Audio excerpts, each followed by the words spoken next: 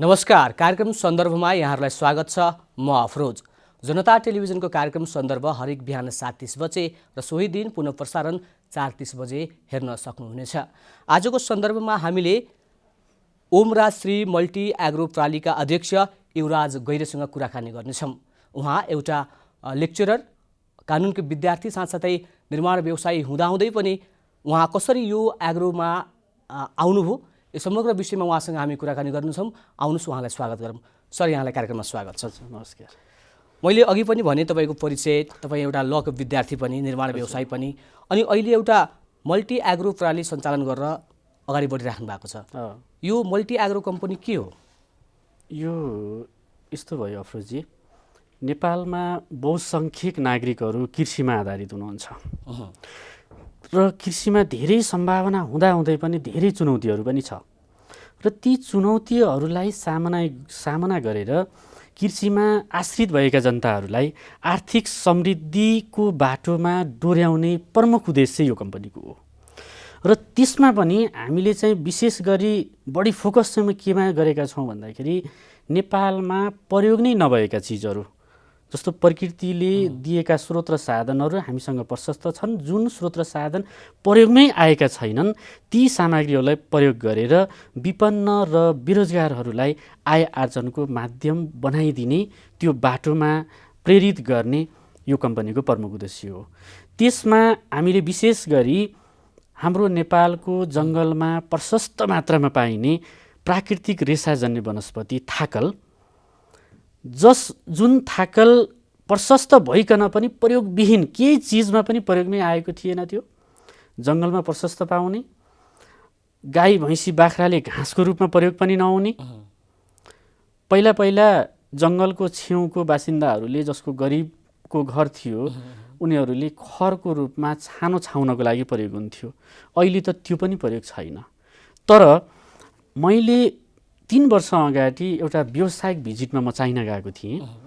त्यो भिजिटमा लगभग 50 भन्दा बढी राष्ट्रहरूका हस्तकलाका उत्पादनहरूको प्रदर्शनी थियो।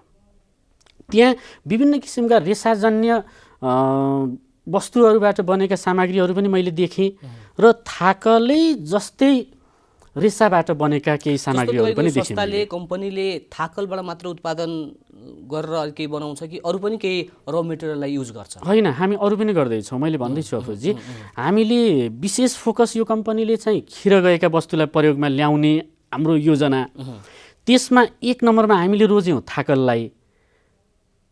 प्रशस्त मात्रामा प्रकृतिले दिएर पनि प्रयोग नै नभएको हामीले थाकललाई रोज्यौँ। यो थाकल भनेको तपाईँको पूर्व झापादेखि पश्चिमको कञ्चनपुरसम्म विशेष गरी यो चुरेमा पाइन्छ।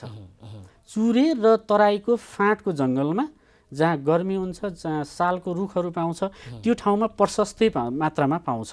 र पहाडी जिल्लामा पनि हामीले गोर्खा जिल्लामा धेरै पायौँ। अब गोर्खाको बारपाक सुलीकोट गाउँपालिका त्यो अलिकति भौगोलिक हिसाबले पनि अलि हाइटमा पनि पर्छ, तर त्यहाँ पनि यति प्रशस्त मात्रामा पायौँ। त्यस्तै गरी चाहिँ अब हिमाली जिल्लामा गन्ती गर्छौँ हामी, दोलखा जिल्लामा छ। यसरी हामीले हेर्ने हो भने नेपालको अधिकांश जिल्लामा, तराईको सबै, पहाडको पनि अधिकांश जिल्लामा चाहिँ यो पाइन्छ र हामीले यसलाई प्रयोग गऱ्यौँ। र यो सँगसँगै हामीले मकैको खोस्टालाई पनि प्रयोगमा ल्याएका छौँ। मकैको खोस्टाहरू, तराईमा पाइने पटेरहरू, त्यसपछि यो कुसको पातहरू, यस्तो चिजहरूलाई चाहिँ हामीले। युवराजजी, मैले के बुझ्न खोजेँ भने तपाईँ एउटा कानुनको विद्यार्थी पनि, निर्माण व्यवसायी पनि, हजुर, यो क्षेत्रमा पनि धेरै सम्भावनाहरू छन्। तर यति हुँदाहुँदै पनि तपाईँ कहाँबाट यो तपाईँको यो मनमा यस्तो कुराहरू आयो कि थाकलबाट या कुनै अरू र मेटेरियलबाट यस्तो कुरा उत्पादन गर्छु, कृषकहरूलाई तालिम दिन्छु, यसलाई उत्पादनसँग जोड्छु, बेरोजगारहरूलाई रोजगारी दिन्छु भन्ने कुरा कसरी यो तपाईँको मनमा आयो? यो सबभन्दा ठुलो कमजोरी, अभाव भनेको आर्थिक दरिद्रता हो, विपन्नता हो। हामीसँग जङ्गलमा यस्ता चिजहरू प्रकृतिले दिएको छ, खिर जाने, अनि एउटा गरिब विपन्नको घरमा बिहान खायो भने बेलुका के खाने भन्ने अवस्था हुने। यो परिवर्तनको लागि मैले यो योजनालाई चाहिँ अघि सारेको हो र त्यही अनुसारले म दृढ रूपमा चाहिँ काम गर्दै गइरहेको छु। र यो गर्दै गर्दाखेरि म अरू जुन व्यवसायमा भनेर भन्नुभयो, म कानुनको विद्यार्थी हो, त्यो पनि छ, त्यसमा पनि मैले सेवा गर्छु, मेरो योजना छ। म पेसाले निर्माण व्यवसाय भन्नुभयो, त्यसमा पनि म संलग्न छु र सँगसँगै एउटा सेवा भावको हिसाबले विपन्न र बेरोजगारहरूलाई एउटा आय आर्जनको माध्यम सिर्जना गरिदिने उद्देश्यले चाहिँ कसरी थाहा पाउनु, कहाँबाट थाहा पाउनुभयो कि थाकलबाट हामीले यस्तो उत्पादन गर्न सक्छौँ भन्ने कुरा? होइन, म हजुरलाई अघि पनि भने म जुन चाइना भिजिटमा गएको थिएँ, मलाई एकदमै दिमागमा त्यो भिजिटबाट आयो। अब यस्ता रेसाजन्य वनस्पतिहरू प्रशस्त मात्रामा चाहिँ हस्तकलाका विभिन्न सामग्रीहरू बनाइराखेका छन्। त्यति बेलै मेरो दिमागमा आइसकेपछि मैले योजना बनाएँ चाइनाको केही व्यवसायीहरूसँग, ल यस्तो खालको उत्पादनहरू हामीले नेपालबाट उत्पादन गरेर तपाईँहरूलाई चाहिँ पठायौँ भने तपाईँहरूले बजार सुनिश्चित गरिदिनुहुन्छ भन्ने खालको प्रस्ताव पनि मैले गरेँ। प्रस्ताव राम्रो आइसकेपछि नेपाल फर्किएर मैले यो कम्पनी दर्ता गरेँ र सुरुमा केही दिदीबहिनीहरू हुनुहुन्थ्यो जो चाहिँ चौधरी दिदीबहिनीहरू जो परम्परागत हिसाबले पनि यो ढकियाहरू बनाउनमा एक्सपर्ट हुनुहुन्थ्यो, उहाँहरूसँग कन्सल्ट गरेँ मैले र उहाँहरूले ल यस्तो यस्तो हुँदो रहेछ भनेको आधारमा र मैले एक पिस स्याम्पल पनि चाइनाबाट लिएर आएको थिएँ मैले।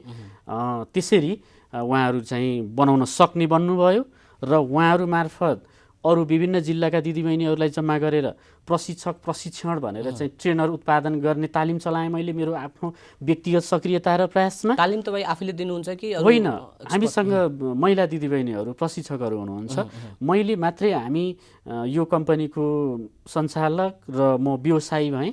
अनि तालिम दिने प्रशिक्षकहरू तपाईँ हाम्रै देशमा पाउनुभयो कि अन्तैबाट ल्याएर? होइन, मैले चाइनाबाट जुन स्याम्पल पिस लिएर आएको थिएँ त्यो पिसलाई हेरेर खोलेर बिगारेर प्रशिक्षक बन्नुभयो। अनि उहाँले सिकिसकेपछि उहाँ मार्फत चाहिँ मैले अरू दिदीबहिनीहरूलाई तालिम सञ्चालन गराएँ र उहाँहरू पनि सिक्ने भन्नुभयो, सिकाउन सक्ने भन्नुभयो उहाँहरू। त्यसपछि मैले सरकारको विभिन्न तालिम प्रदायक कार्यालयहरू निकायहरूसँग प्रस्ताव गर्दै गएँ कि यो चिज हामीसँग यति धेरै छ तर खेर गइराखेको छ, यसको यस्तो हुँदो रहेछ।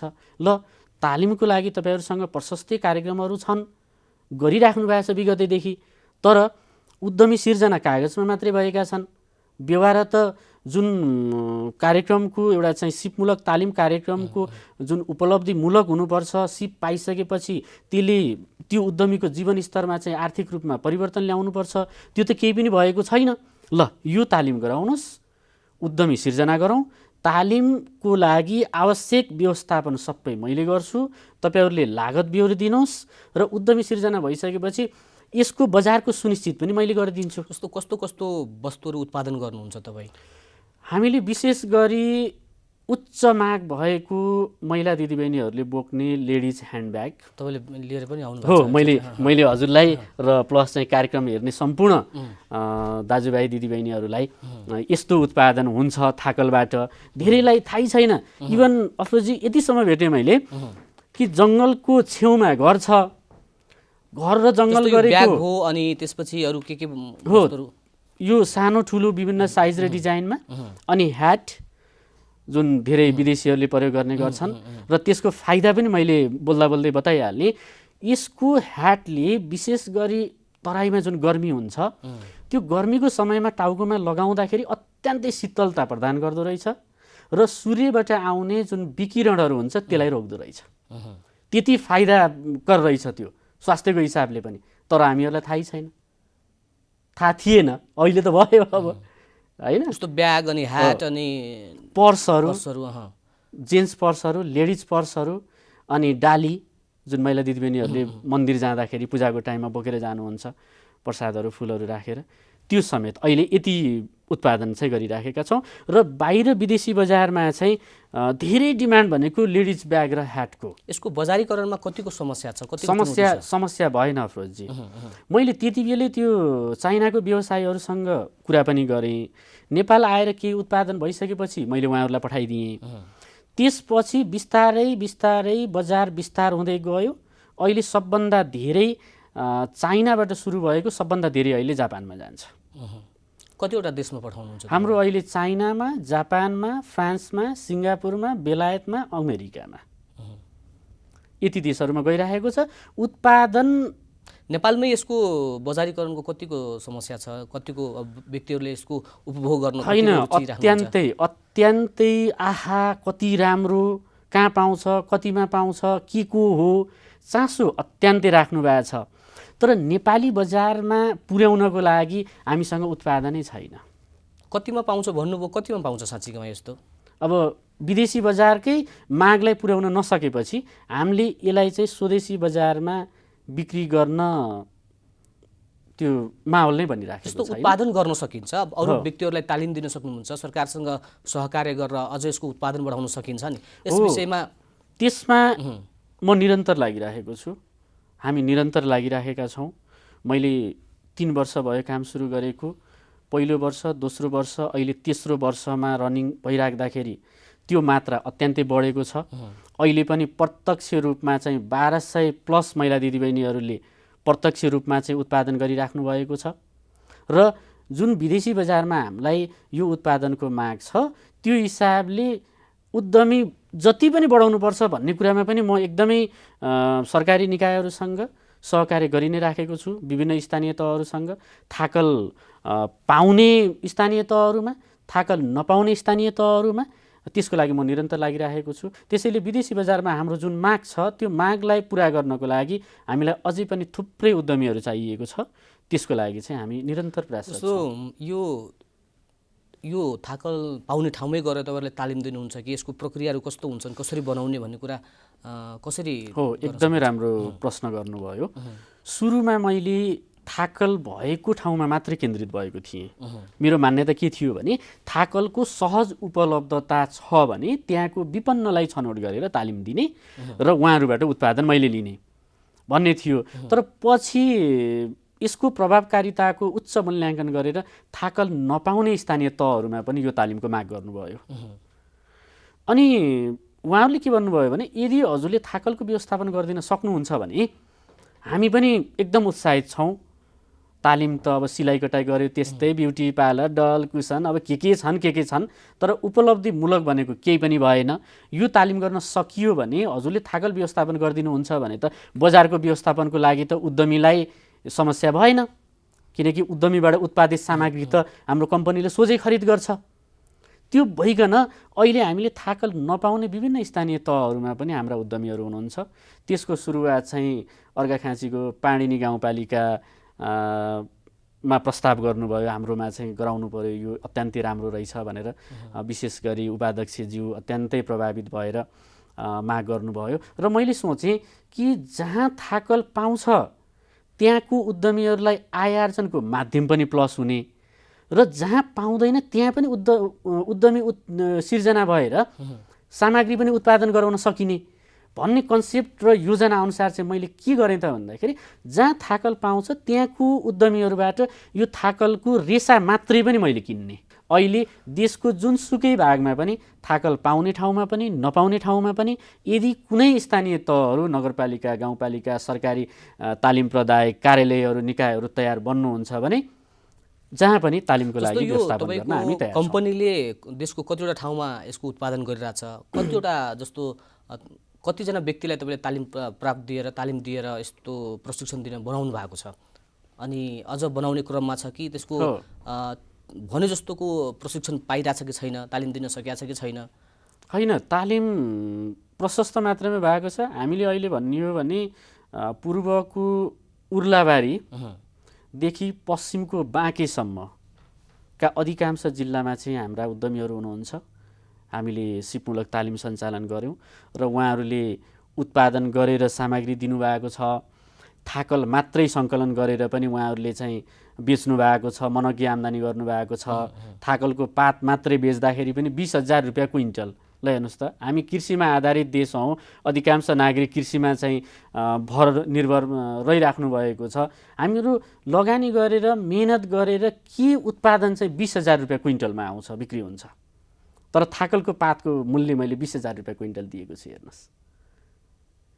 त्यसले गर्दाखेरि त्यो काममा अहिले हामीसँग लगभग 1200+ उद्यमीहरू प्रत्यक्ष रूपमा लाभान्वित हुनुहुन्छ। उहाँहरूले काम गर्नुभएको छ, आय आर्जन गर्नुभएको छ। उहाँहरूको समय उहाँहरूले कति दिनुहुन्छ त्यो अनुसारले आम्दानीमा निर्भर रहन्छ। हजुरले अघि प्रश्न गर्नुभएको थियो, मैले बिचैमा काटेको थिएँ। उहाँहरूले कति आम्दानी गर्नुहुन्छ भन्ने प्रश्नमा के हो भन्दाखेरि यो उत्पादन टोटल्ली ह्यान्डमेड हो, हस्तकला हो, हातले बनाउने हो। अब सुरुमा त नयाँ काम सिक्दाखेरि त जसलाई पनि अप्ठ्यारो हुन्छ। उहाँहरूले काम सिकेर यो काममा उहाँहरूको हात बसेपछि सुरुमा उहाँहरूले चाहिँ हातले आँखाले एकदमै ठम्मै हेरेर गर्नु पर्थ्यो भने उहाँहरूले राम्रो सिकिसकेपछि राति अँध्यारोमा टिभी हेर्दै गफ गर्दै पनि मजाले बसेर सामग्री बनाउन सक्नुहुन्छ। हेर्नुहोस्, त्यसले गर्दाखेरि उहाँले जति धेरै काम गर्नुहुन्छ त्यति आम्दानी गर्न सक्नुहुन्छ। मैले उहाँहरूलाई दिने यो साइज अनुसारको ज्याला हो।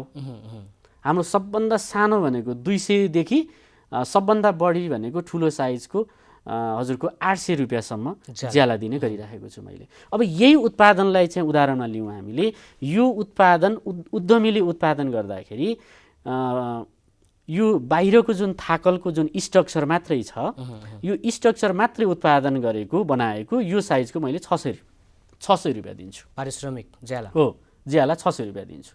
अब उहाँहरूले अब कतिपय दिदीबहिनीहरू हुनुहुन्छ दिनमा 3टा 4वटा पनि बनाउनुहुन्छ। उहाँहरूले धेरै समय दिनुहुन्छ, धेरै काम हुन्छ, धेरै आर्जन गर्नुहुन्छ। अब कोही दिदीबहिनीहरू हुनुहुन्छ थोरै गर्नुहुन्छ, दिनको 500 कमाउने पनि हुनुहुन्छ। यसको ज्याला त्यति दिनुहुन्छ भने यसको उत्पादनको मूल्य पनि महँगो पर्छ होला। हो, नेपालको विदेशी बजारमा यसलाई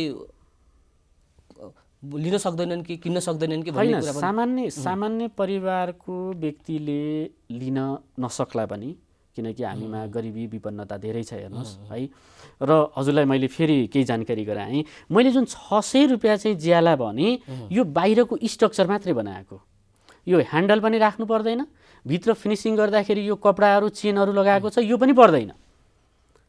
यो फिनिसिङ गर्ने काम हामी आफै कम्पनीले गर्छ। किन भन्दाखेरि विदेशी बजारमा यो फिनिसिङको माग पनि फरक किसिमको छ, फरक गुणस्तरको छ, फरक चाहिँ सामग्रीको प्रयोग छ। अब जस्तो यसमा चाहिँ हामीले डोरी र यो तराईमै पाइने यो घाँसै हो, यो पनि यसलाई चाहिँ प्राय सिक्की पनि भनिन्छ, यो प्रयोग गरेको छ। र यसैमा लेदरको प्रयोग गरेको पनि छ। फेरि अब हामीले एउटा विपन्न उद्यमीलाई चाहिँ लेदरको ह्यान्डल राखेर ब्याग बनाउनुहोस् भनेर उहाँहरूले उत्पादन गर्न सम्भव त छैन।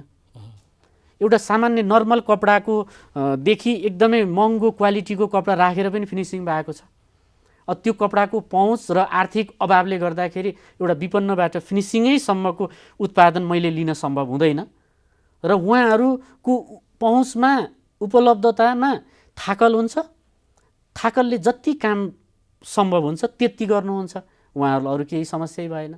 थाकल चाहियो, यसमा सियो र धागोको प्रयोग हुन्छ। 5 रुपियाँको धागो भयो भने प्रशस्त पुग्छ।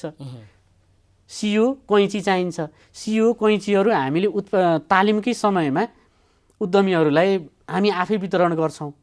जस्तो यसको तालिम दिँदाखेरि कति दिनको समय दिनुपर्छ, कति दिनमा एउटा व्यक्तिले त्यो बनाउन सिक्छ? यस्तो छ अप्रोजी, अब यो सिकाउनकै लागि हो भने त 5 दिनमा पनि सकिन्छ। तर मैले उद्यमीहरूलाई तालिम दिने र ती उद्यमीहरूबाट उत्पादित सामग्री मैले नै खरिद गर्ने, जुन मैले काम गर्ने हाम्रो कम्पनीको मोडालिटी छ, त्यो अनुसारले हाम्रो तालिम 1 महिनाको हुन्छ। 1 महिनाको हुन्छ, जसमा 20 दिन हामीले हाम्रा उत्पादनहरू जे छन् ती उत्पादन गर्न सिकाउँछौँ 20 दिन, र बाँकी 10 दिन चाहिँ उत्पादन विशेष तालिम भनेर 10 दिन चलाउँछौँ हामीले। त्यो उत्पादन विशेषमा चाहिँ के हुन्छ भन्दाखेरि 20 दिनमा हाम्रा उत्पादन निर्माण गर्नको लागि सिकेको उद्यमीलाई त्यसपछि मैले उहाँहरूलाई मेरो माग अनुसारको साइज र डिजाइनको उत्पादनको अर्डर दिन्छु उहाँहरूलाई। जस्तो उदाहरणको लागि मैले उहाँहरूलाई 20 दिनको तालिम पश्चात ल यही डिजाइनको, यही साइजको, यही गुणस्तरको उत्पादन गर्नुहोस् भनेर स्याम्पल पिस नै अगाडि राखेर र त्यही अनुसारको एक्सपर्ट प्रशिक्षकले उहाँहरूलाई 10 दिनसम्म प्रशिक्षण दिनुहुन्छ। त्यसपछि उहाँहरू चाहिँ यो बनाउन योग्य बन्नुहुन्छ, सामग्री उत्पादन गर्नुहुन्छ। युवराजी, अब अलिकति प्रसङ्ग बदलौँ, यसको नीतिको कुरा गरौँ। जस्तो तपाईँले यो उत्पादन गरिरहँदा राज्यबाट कतिको सहयोग हुन्छ, अनि राज्यबाट तपाईँको के अपेक्षा, कि राज्यले यस्तो गरिदिँदाखेरि अझ बेरोजगारीहरूलाई रोजगारी दिन सकिन्छ भनेर केही नीतिगत कुराहरूमा तपाईँको केही यस्तो छ? सरकारी कार्यक्रमको नीतिको कुरामा मेरो कमेन्ट छैन, किनकि सरकारको नीति त विपन्नलाई चाहिँ रोजगारीमा जोड्ने, विपन्नलाई चाहिँ सम्पन्नतामा डोर्याउने भन्ने त लक्ष्य छ, नीति छ। नीतिमा मैले कमजोरी देख्दिनँ। तर त्यही नीतिमा आधारित भएर बनेका कार्यक्रमहरू जुन छन्, विपन्नलाई चाहिँ स्वरोजगार बनाउने, विभिन्न सिपमूलक तालिमहरू सञ्चालन गर्ने सरकारका कार्यक्रमहरू छन्, विदेशी प्रोजेक्टका कार्यक्रमहरू सञ्चालनमा छन्। तर तीमा के छ त भन्दाखेरि कुन चाहिँ सिपमूलक तालिम सञ्चालन गर्दा उद्यमीलाई चाहिँ दिगो रूपमा आम्दानीको स्रोत निर्माण हुन्छ भन्नेतर्फ एकदमै कम व्यक्तिको ध्यान छ। हेर्नुहोस्,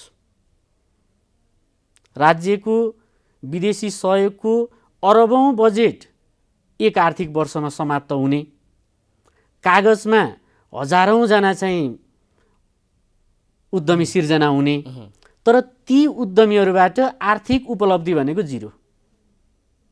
तपाईँले तालिम दिएका व्यक्तिहरूमध्ये कतिजना यो उद्यममा आउनुहुन्छ कि मतलब त्यसको रिजल्ट कतिको आउँछ पछि गएर? होइन, मैले रिजल्ट राम्रोकै लागि हामीले जुन स्थानीय तहमा चाहिँ तालिमको प्रस्ताव गर्छौँ उहाँहरूलाई मैले के भन्ने गरेको छु भने मलाई काम गर्ने मान्छे चाहिन्छ। मैले यो हाम्रो कम्पनी मार्फत सिपमूलक तालिम सञ्चालन भइसकेपछि हामीलाई उत्पादनको अपेक्षा हुन्छ, उत्पादन गर्ने उद्यमी बन्न लायकको त्यो विपन्नताको चाहिन्छ भनेर मैले माग गर्छु। यदि प्रशिक्षार्थीहरू तालिमको लागि छनौट गर्नको लागि कमी कमजोरीहरू भएको छैन भने यो 100% सफल हुन्छ। र अहिलेसम्म जति सिपमूलक तालिमहरू यो लिनुभएको छ अधिकांशहरू सफल हुनुहुन्छ। जो विपन्न हुनुहुन्छ उहाँहरू सफल हुनुहुन्छ। युवराजजी, तपाईँले यति उत्पादन गरिरहँदाखेरि अब आउने दिनमा तपाईँको यो कम्पनीले कस्तो कस्तो उत्पादनहरू गर्छ, के योजनाहरू केही होला नि त तपाईँसँग? होइन, योजनाहरू छ, एकदम पक्कै पनि छ। अझै पनि यी लगायतका अन्य खेर गएका वस्तुहरू पनि के हुन सक्छन् त्यसलाई प्रयोगमा ल्याउने, रोजगारीहरू सिर्जना गर्ने, गरिबी मेटाउने उद्देश्य छ अफरोजी। हेरौँ अब के माध्यमबाट कसरी कतिसम्म सम्भव हुन्छ। हामी एकदम निरन्तर प्रयासरत छौँ। यति गरिबी देखेको छु मैले। अब अहिले अन्तिम समयमा यो सिराहाको गोलबजारको मुसहर बस्तीमा महिला मन्त्रालय मार्फत सञ्चालन गराएका छौँ।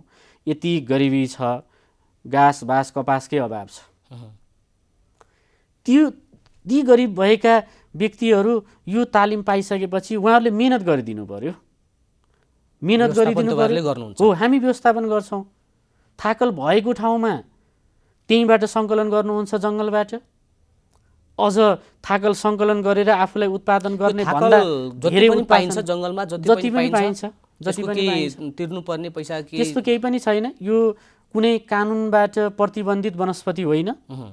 यो भएको ठाउँमा प्रशस्तै पाइन्छ, जहाँ छैन त्यहाँ छैन, भएको ठाउँमा प्रशस्तै पाइन्छ। कानुनबाट कुनै प्रतिबन्धित होइन। अब अधिकांश जङ्गलहरू सामुदायिक वन जङ्गल बनेका छन्। त्यसले गर्दा सामुदायिक वनसँग वन समितिसँग समन्वय गर्नु पर्ला, जानकारी दिनु पर्ला, अरू केही पनि गर्नु पर्दैन। कानुनी अप्ठ्याराहरू केही पनि छैनन् यसमा।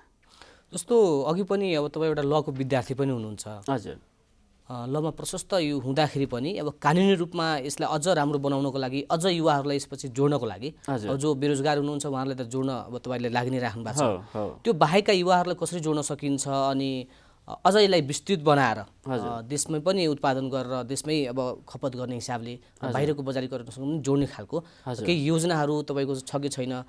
कि अब उत्पादन गर्ने, विदेश पठाउने, विदेशबाटै पैसा कमाउने, आफू पनि सम्पन्न हुने, केहीलाई रोजगारी दिने मात्रै होइन? यस्तो छ अफरोजी, हजुरले चाहिँ कमाउने सम्पन्न हुने कुरा गर्नुभयो। वास्तवमा भन्ने हो भने मेरो यो व्यवसाय मैले आर्थिक आर्जन गरौँ भन्नको लागि मेरो प्रमुख व्यवसाय होइन। हेर्नुहोस्, यो यसमा मेरो सेवाभाव छ।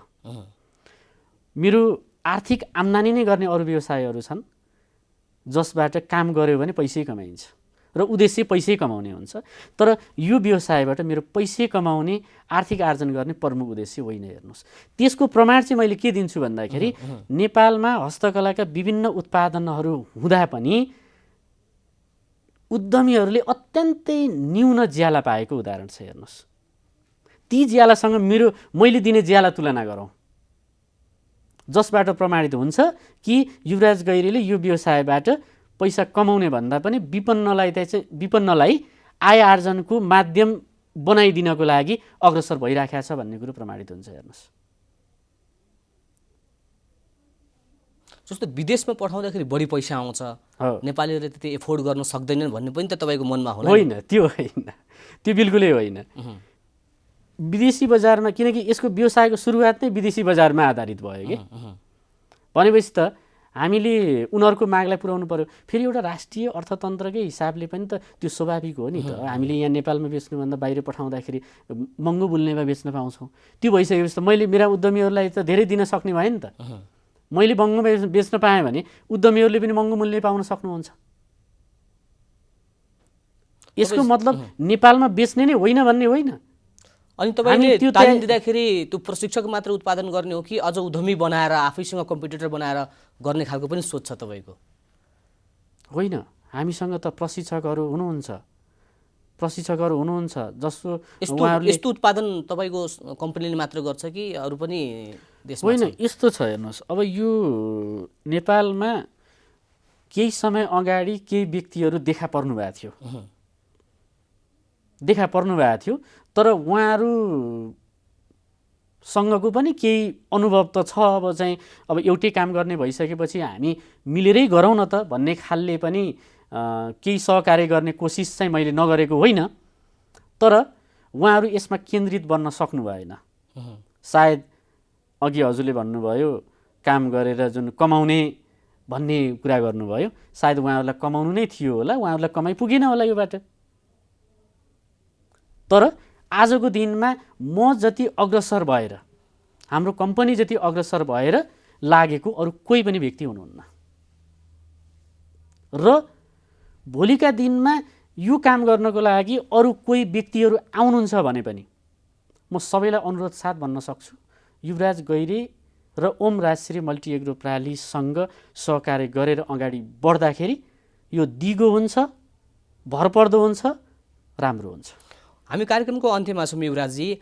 अन्त्यमा मेरो अन्तिम प्रश्न के छ भने, जस्तो तपाईँ जस्तो युवा उद्यमीलाई हजुर सरकारले के कस्तो सहयोग गरिदिएको भए बजारीकरणमा या अरू विषय नीति कुराहरूमा कसरी सहयोग गरिदिएको भए तपाईँले झन् अझ राम्रो भएर आउनुहुन्थ्यो? यस्तो छ हेर्नुहोस्, अब यो विषयमा म के भन्न चाहन्छु भन्दाखेरि सरकारसँग मेरो अपेक्षा एउटा मात्रै के छ भन्दाखेरि सिपमूलक तालिम सञ्चालन गरेर स्वरोजगारी बनाउने भन्ने कार्यक्रममा अरबौँ खर्च भइराखेको छ राज्यको वर्षेनी, त्यसको उपलब्धि शून्य छ। त्यसैले हाम्रो कम्पनीसँग सहकार्य गरेर सरकारका जुन कार्यक्रमहरू छन् सिपमूलक तालिमहरू सञ्चालन गर्ने र विपन्नलाई चाहिँ स्वरोजगार गराउने, ती तालिम कार्यक्रमहरूमा थाकल पाउने नपाउने हरेक स्थानको लागि यो तालिमको छनौट गरिदिनुहोस्, यो तालिमको लागि लगानी गरिदिनुहोस्, यो तालिम गर्न सक्ने विपन्न व्यक्तिको छनौट गरेर प्रशिक्षणको लागि व्यवस्था मिलाइदिनुहोस्, अरू आवश्यक नियमअनुसारले हुने काममा कहीँ कतै पनि अवरोध र अप्ठ्यारो सरकारी निकायबाट नहोस्। अहिलेसम्म त्यस्तो भएको छैन। कार्यक्रममा समय दिनुभयो, यसको लागि धेरै धेरै धन्यवाद छ। हस्, हजुरलाई पनि यो उत्पादनको विषयमा धेरै जानकारी राख्ने मौका दिनुभयो, त्यसको लागि हजुरलाई पनि धेरै धेरै धन्यवाद। हस्, कार्यक्रम सन्दर्भमा आज हामीले ओमराजश्री मल्टी एग्रो प्रालीका अध्यक्ष युवराज गैरेसँग कुराकानी गऱ्यौँ। उहाँले थाकलबाट विभिन्न वस्तुहरू उत्पादन गरेर विदेशी बजारमा पठाउनुहुन्छ। नेपालको अर्थतन्त्रमा उहाँले गरिरहेको योगदानको अवश्य पनि हामी युवाहरूले कदर गर्न आवश्यक छ, सरकारले पनि यसको कदर गर्न आवश्यक छ। आजको सन्दर्भ हेरेर साथ दिनुभयो तपाईँ सम्पूर्णलाई धेरै धेरै धन्यवाद। हेर्दै गर्नुहोला जनता टेलिभिजन। नमस्कार।